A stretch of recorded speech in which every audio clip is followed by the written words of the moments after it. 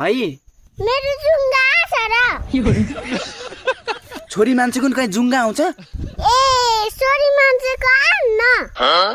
आउँदैन जुङ्गा त छोरा मान्छेको पो आउँछ त्यसो भए खोइ त तपाईको जुङ्गा मैले त अस्ति भर्खर काटेको हो के छोरी ए काट्न पाली पाइन्छ नि मलाई ढाट्नुहुन्छ तपाईको जुङ्गै आछैन तपाई छोरी मान्छे हो कि का हो छोरा मान्छे र छोरी मान्छे चिन्दैनस् चिनेर त भनेको नि ओइ मम्मी अबे साले मैं तो हरामी हूँ